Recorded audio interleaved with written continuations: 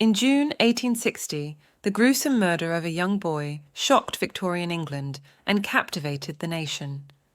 The harrowing crime and controversial investigation exposed family secrets, challenged social mores, and left a trail of broken lives in its wake.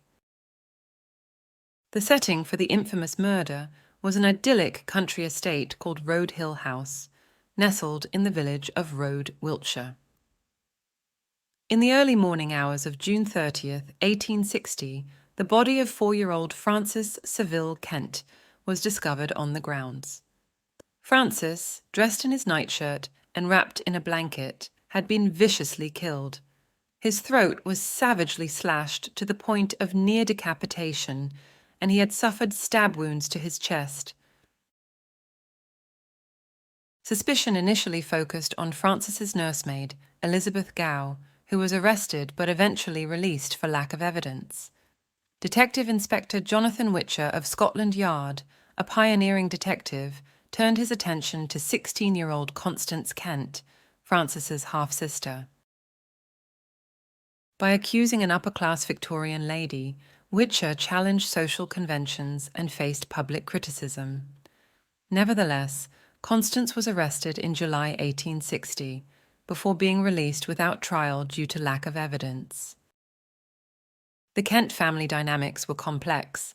Samuel Kent, Francis's father, was known as an arrogant and bad-tempered man. His first wife, Mary Ann, had grown increasingly unstable during 10 pregnancies before her early death. Kent quickly married his children's governess, Mary Drew Pratt.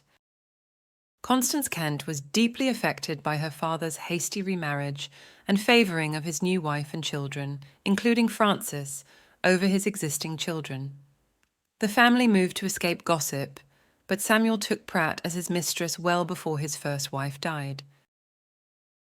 In 1865, Constance Kent was finally prosecuted for Francis's murder. She made an explosive confession to an Anglo-Catholic priest, which she hoped would clear her conscience.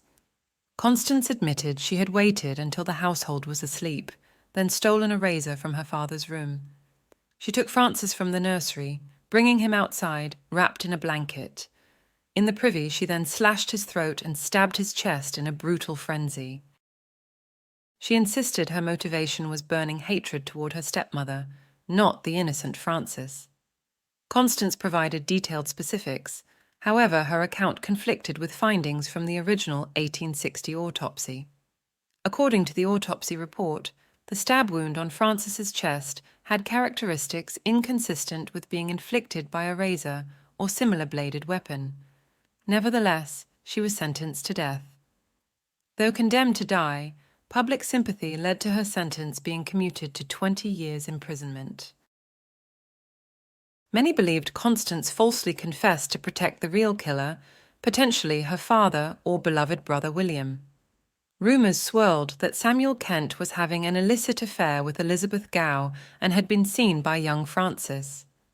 If William was involved, Constance may have shielded him from blame with her confession.